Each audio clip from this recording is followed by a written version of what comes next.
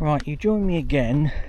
I've just left the Fire Hills. I've gone past the highly important installation that's there for the safety of mariners of various kinds, no matter who you are, where you're from, but it's there for the safety of all mariners.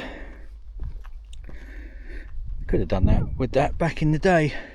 The amount of wreckage that's happened around here,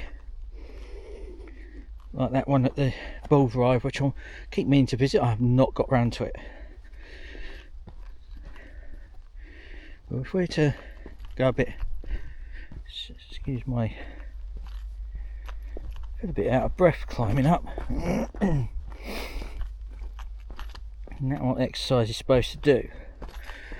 Anyways, there's look at this. Look at that view.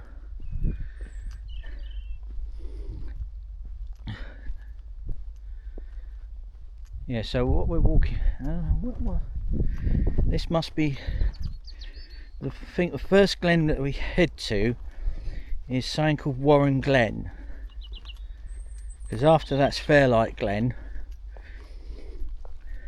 And I think there's also. If we take a copper feel of that view there.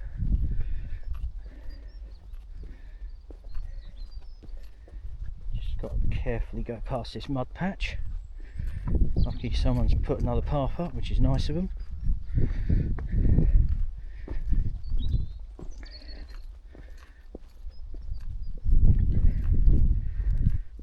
Oh.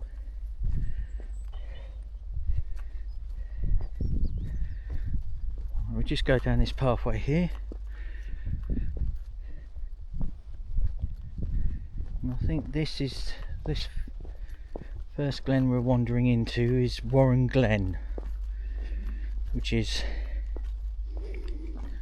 yeah, check out the view.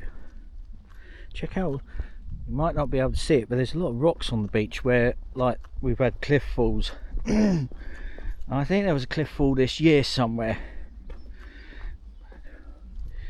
Might have been closer to Hastings.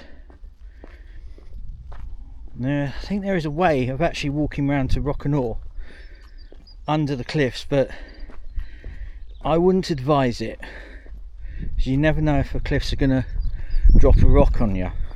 And that's the thing, you cannot predict when you're going to get a cliff fall. That's why I say when people visit Beachy Head or visit here, you have to stay away from the edge of the cliffs. So you don't know if it's going to give way, because the rocks around here are they're a bit soft around here, the rocks. Some of it's like chalk cliffs, some of it's like sandstone, all the really sort of soft rocks. I think they used to make churches out of sandstone. As I may have, well, I haven't alluded to in any of my videos, I wasn't sure of the material.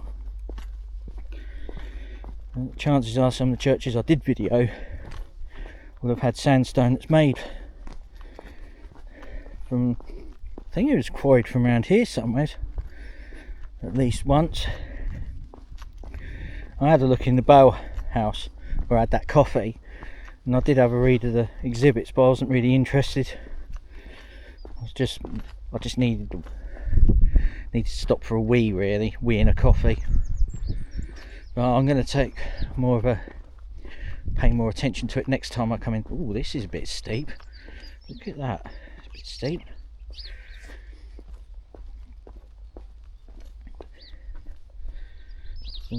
Careful. But at least at the moment it's quite dry. Won't be able to do it next weekend because the weather looks as though it's going to be turning, not for the better. But as I say, this is known as the Fool's Spring because, yeah, it feels like spring, it gets like spring, everything acts like spring, and then you just have then the winter comes back, then it goes away again, then it attempts to come back again.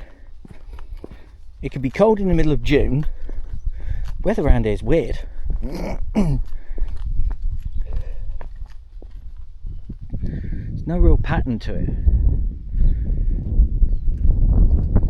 We'll look at some more gorse bushes. This is a bit of a hangover from the Fire Hills, but it's mostly gorse bushes in sort of this area and around Hastings, sort of into Kent really, I should think. It's sort of climate for them. If we just... Right, we're just going to close down now.